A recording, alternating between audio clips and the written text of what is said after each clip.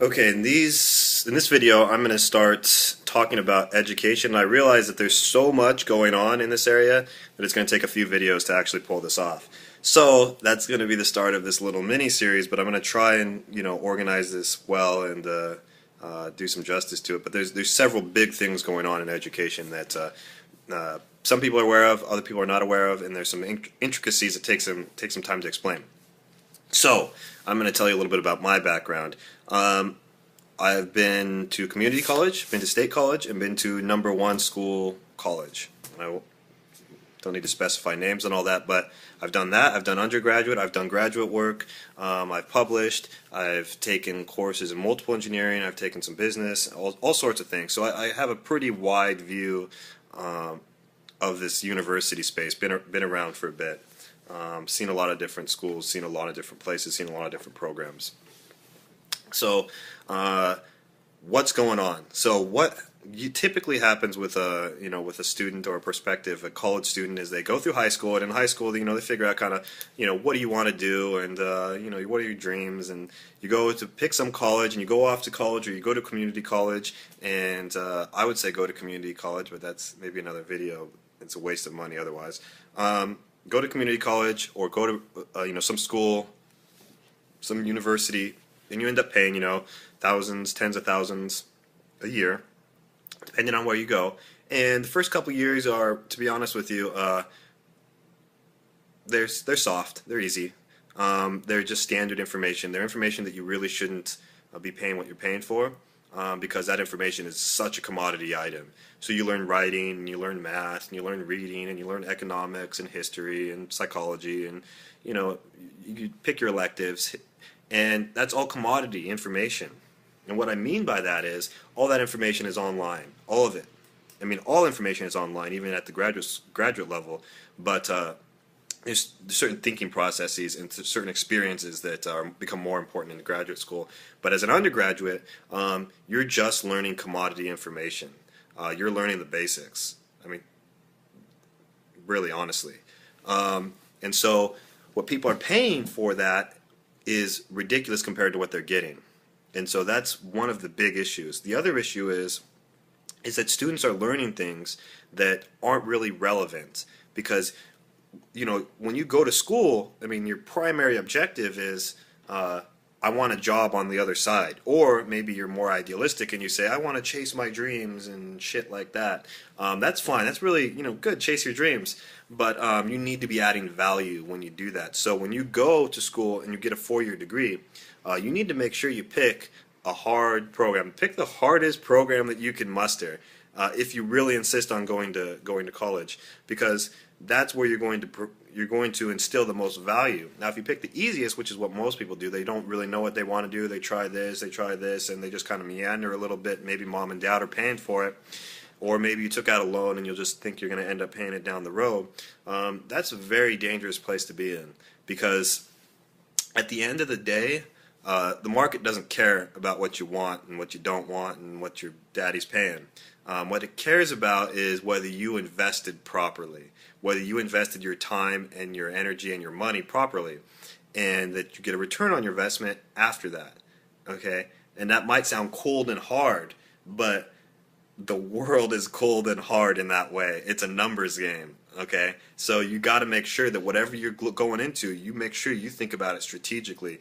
But to be frank, when you're 18 starting college, you don't really even have the skill set to do that analysis, and you really don't have the perception and the perspective to look 4 years down the road, to look at the corporate market, the industrial market, the job market, and to filter it out and say, well, what am I actually going to be doing? Because you just don't understand at that point.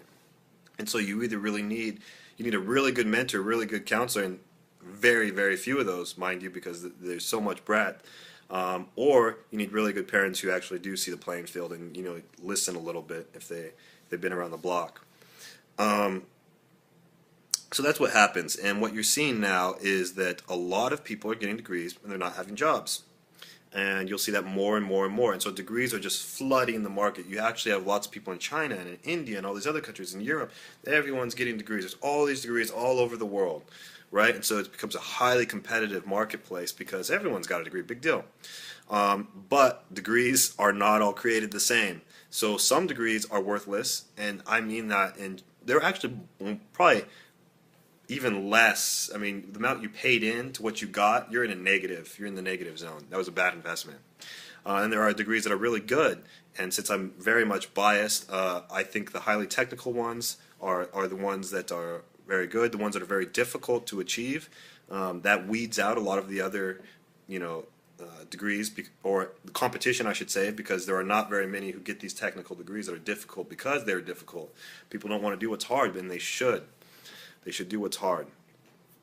And so those are safer degrees. Now, with all of that said, even with the top end degrees, you're still getting ripped off. So let me explain how it works. So when you go into when you go to school, you sit into a lecture, right? You sit and you watch some guy or some lady talk up there for a bit. You get your textbook, you get some homework assignments, and you after lecture you go study your book, study your book, study your book. You do the homework, you get some study groups together. You sit at in the library. When you're at home, you Google around online, and then you come back the next week and you turn in your assignment. So what you actually paid for in that week was about an hour per 3 days, maybe. So 3 hours a week of lecture. That's what you paid for. So you pay for that for 10 weeks in a term system. So that's the 30 hours. So 30 hours, that's less than a one work week, right? People normally work 40 hours, so you're paying for about 30 hours of lecture time. And I'm not counting the infrastructure around that because I don't think that's as valuable as people think. I don't think but that's, I'll not get on that tangent. But, so that's what you're paying for a head count time, more or less. Assuming that, there's not this other grading on the back end and all this, but anyway, that interaction time. And so you pay per term, thousands, tens of thousands, maybe 10,000-ish. So at a community college is probably in the thousands per term. In the high-end private universities, it's going to cost you somewhere around 10K, 15K per term. And so you're paying for that for less than a week's worth of work by your professor. Now, again, you have the infrastructure around that, but what I'm going to tell you now is you don't actually need that infrastructure, which is why I think education is going to change dramatically in the next decade, probably much sooner, and it's already starting to change. Most of those lectures that you receive can actually be found online, okay? And the textbooks that you buy, the older versions are just as good. So instead of paying $150 at the bookstore, you could pay $10 on half.com and get a couple editions back and do that. You could also go online and figure out what the curriculum is for, say, a degree or a class, and you can actually back all that out and organize your own system that is an exact model of a university degree, and just do it on your own time. Do it while you're working a job, but you have to be systematic and you have to be disciplined about it. So that's actually what I used to do, is I would branch into different areas that weren't engineering, business or whatever, or strategy or economics or whatever that may be. I would go look at the courses required to complete that degree, right? And that's all in the catalogs for every university. You can look at that. And then what you go into is you look at that class website or whatever, and you figure out what they're actually teaching, but more importantly, what textbook they're using. Then what you do is you go on to half.com, you get the old version of the textbook, it costs you $10, and you just read through that. And so now you've completed that class more or less. You actually have exposure to those ideas in that class, and you didn't have to pay, thousands for that class.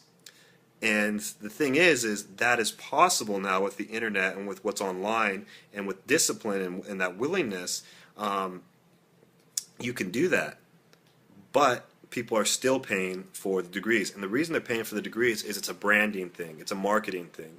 If I get a degree from Stanford or MIT, people don't question too much. They're like, he went to Stanford, he went to MIT. He's been vetted. He's probably pretty good. They pushed him pretty hard. But if you get a degree from somewhere else that's less prestigious, maybe you have to, have a little bit more internships or a little bit more on your resume.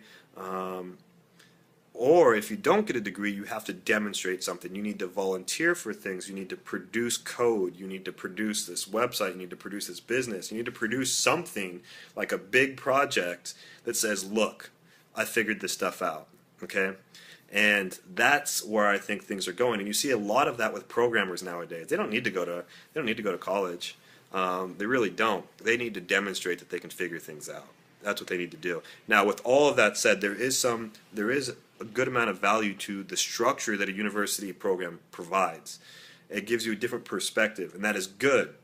But it's not worth what you're paying now. And what you're paying now is a function of actually poor monetary policy and central planning.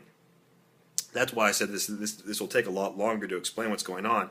But the ability for everybody to get loans and to increase the money supply and locally create inflation in the education system is a massive problem. Is a really a big reason for why everything's so expensive. But I'll explain that more in another video. But the big idea is that you can actually get a university degree without the official piece of paper that you keep in the cardboard box in your closet. You can actually get that same experience if you go and you back it out. So what that means is go do what I said. Go look at some program that you want to do, some degree that you want at a top university. Go actually write out all the courses that are required. Go find all the textbooks that are required, and go get as many syllabus and as many assignments and homeworks that you can get, and just start going through that. And you'll see that you can learn without sitting in a classroom and paying tens of thousands of dollars. But if you do that, and you do take the self-learning approach, you need to make sure that you're disciplined, that you take on big projects, and that you're able to demonstrate that you can actually do something in the real world. So that was a little bit scattered, but and this is actually a pretty long video. But it'll probably be 2 or 3 more videos on this because there are some other really big topics to think about. So with that, I'll see you next week.